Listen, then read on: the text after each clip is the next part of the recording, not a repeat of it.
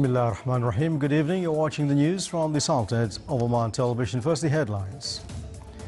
Washington condemns the International Criminal Court decision on launching an inquiry into possible war crimes in the Palestinian territories. Obama threatens to veto against any law by Congress on imposing new sanctions on Iran. And latest satellite imagery and weather charts indicate the Sultanate will be affected by trough low pressure system from tomorrow evening.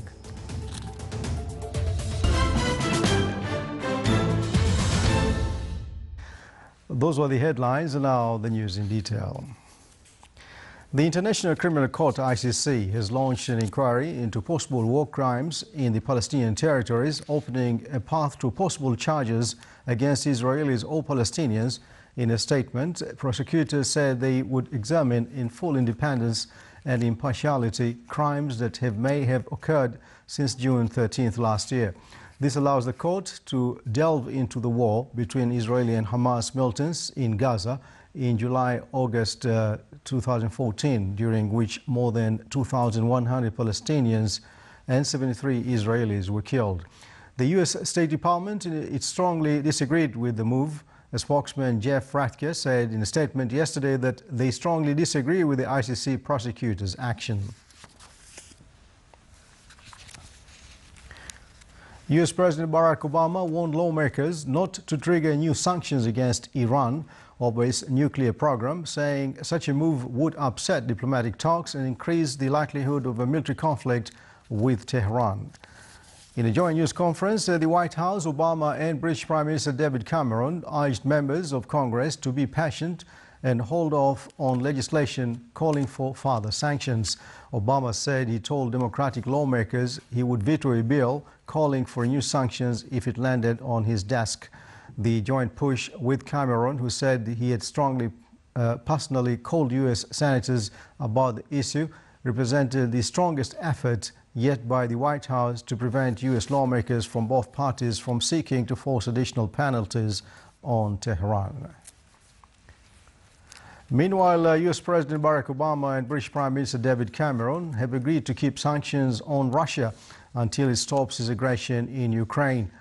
Obama said after talks in Washington with Cameron that they agreed on the need to maintain strong sanctions against Russia until it ends its aggression in Ukraine, and on the need to support Ukraine as it implements important economic and democratic reforms.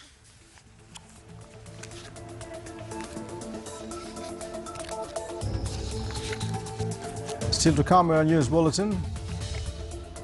Cuban art is predicted to boom following the announcement that Cuba and the United States are to restore diplomatic ties after a break of 53 years.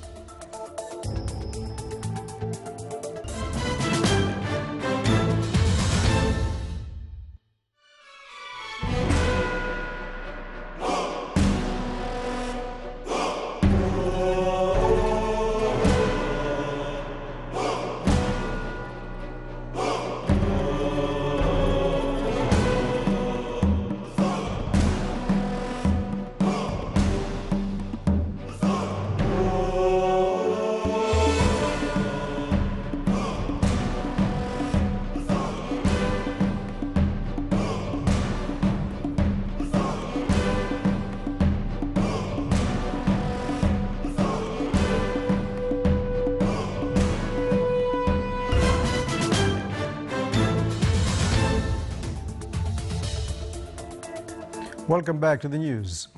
Now back here in the Sultanate, the latest satellite imagery and the weather charts indicate that the Sultanate will be affected by unstable weather conditions due to extension of trough low pressure system over the northern parts of the Sultanate during the next coming 3 days, beginning from tomorrow evening till Tuesday. The weather will change gradually to partly cloudy skies from tomorrow evening over the governorates of Musandam and North Al-Batina. The effect of the weather extends to Monday over the governorates of South Al-Batna, Muscat, Dakhiliya, Al-Zahira, Al-Brahmi, North and South Sharqiya, with chances of rain, occasionally thunder showers associated with hail and fresh downdraft winds and chances of isolated rains over the governorates of Wusla and Dhofar. The weather charts indicate the sea condition is expected to be moderate to rough with a maximum wave height of 3 meters and relatively reduced in temperatures during the night due to northerly winds. The Public Authority for Civil Aviation advises the public to take precautions during rains and flowing wadis. It also advises that fishermen and the seagoers to check the condition of the sea before venturing out. Under the patronage of Her Highness Sayyida Dr. Taghreed bint Turki Al Said, the Open Day for Obesity in Children organized by the National Diabetes and Endocrine Center at the Royal Hospital was held this morning in collaboration with Sultan Qaboos Bosher Sports Complex. More details in the following report by Abdullah bin Ahmed Arubay. More children are becoming overweight or obese, and this number is continuing to rise. Thus, this open day is being organized to spread health awareness about obesity in children, a call for a change in lifestyle which has been emphasized and advocated by healthcare staff throughout the world. And the most important one is balanced nutrition followed by physical exercise.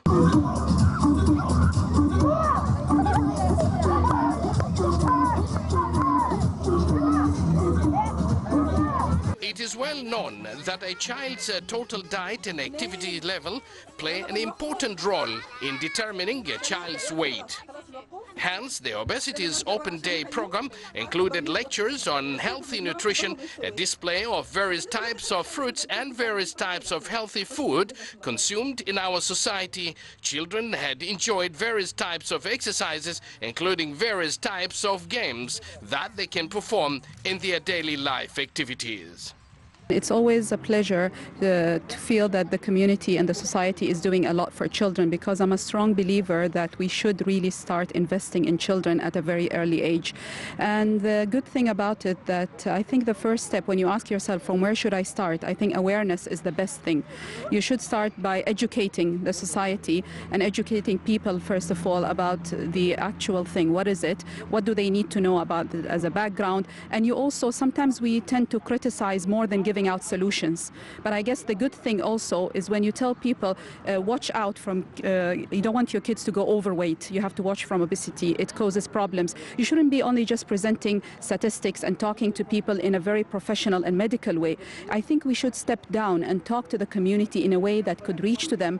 And the best way is, I think, what is done here today and what I've seen is through demonstration, through play, through educating people by making them understand the causes and the problems that could and the circumstances that can come up from these problems, and giving them the most important, the solutions. According to the World Health Organization, estimated number of children who are overweight at the global level exceed 42 million people in 2010, and 35 million of those children live in developing countries. We need to stay healthy, so it is important to eat healthy food and stay away from junk food.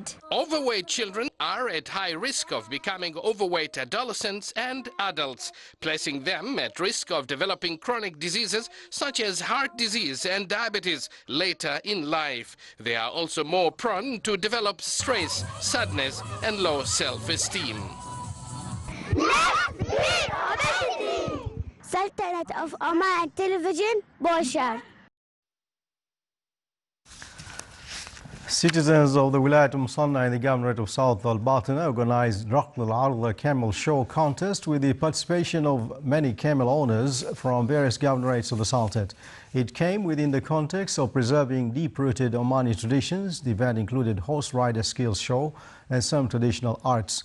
The event was attended by a big audience, including tourists from outside the Sultanate, who expressed the significance of such events in embodying Omani traditions and customs.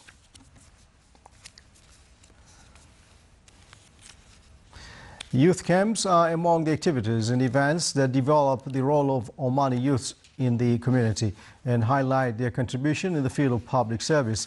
The Ministry of Environment and Climate Affairs organized in cooperation with Mulaybi Municipality and Al Jazeera Club in the Wilayat of Mulaybi a work camp. It included various activities and works such as cleanliness, campaigns, landscaping works and awareness programs.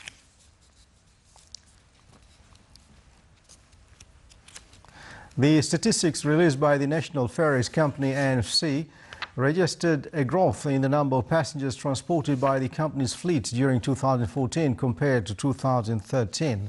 The NFC statistics pointed out that the number of passengers transported by the company's fleet amounted to 92,724 passengers during 2014 compared to 33,417 passengers in 2013.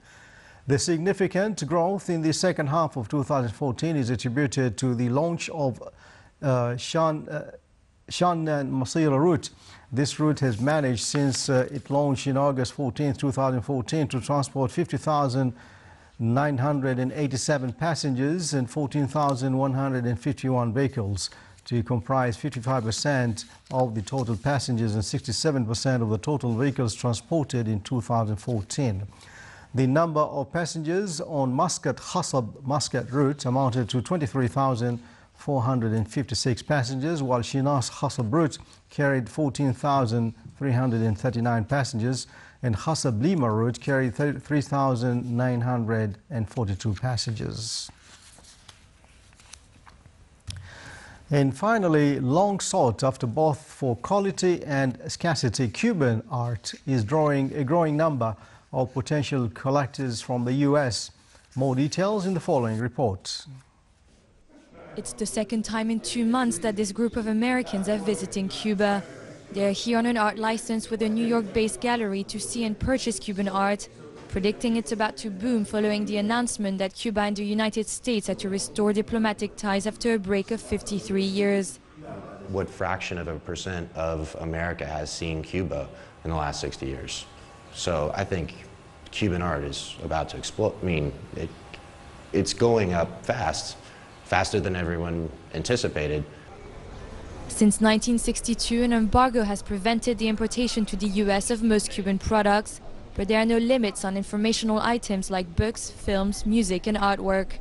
This exemption partly explains Cuba's large number of artists and the international fame that some of them enjoy. Kadir Lopez sold his first piece for $300 when he graduated 20 years ago. Today, he says the same piece is worth at least $25,000. It was an exception of the embargo. Why? It was lucky for us. It's because art carries information. It's a flux of information, and that has to do with freedom of expression. But restrictions on payment with U.S. credit cards or direct shipping still apply, making the process complicated and expensive for American buyers. Producing certain types of art in Cuba, like photography, can also be difficult and costly because of the lack of materials and infrastructure. Luis Mire, the director of Cuba's oldest art gallery, says the resumption of ties will not only simplify the process, but also help to promote the work of Cuban artists. New factors are going to come in. New entities, galleries, art centers, foundations, museums. If things get simpler, they will all come with a lot more interest in selecting Cuban artists, and we will share the international promotion cost. The Cuban Ministry of Tourism estimates that ending the embargo could bring 1 million more tourists to the island every year. The Cuban art world sees this as a double-edged sword. It will cause the art to increase in value and shed light on emerging artists, but increased demand could also adversely impact the quality of the work.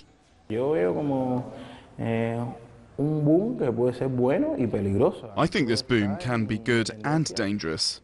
It all depends on whether we will be able to handle this avalanche of demand, of people who want to discover, see and learn, and others who will want to speculate. We have to be careful. For big changes to take place, the embargo would have to be lifted, an unlikely event in the short term, with the U.S. Republican-led House strongly opposing the move. But the value of Cuban art is still increasing, and the speculation that Cuba will indeed, one day, change. This is the Sultan of Oman Television. Before we enter tonight's bulletin, here are the main points once again. Washington condemns the International Criminal Court decision on launching an inquiry into possible war crimes in the Palestinian territories. Obama threatens to veto against any law by Congress on imposing new sanctions on Tehran. And latest satellite imagery and weather charts indicate that the Sultanate will be affected by trough low pressure system from tomorrow evening. And with that, we come to the end of tonight's news bulletin. From all of us here in the newsroom and the studios, enjoy the rest of your weekend. Good night.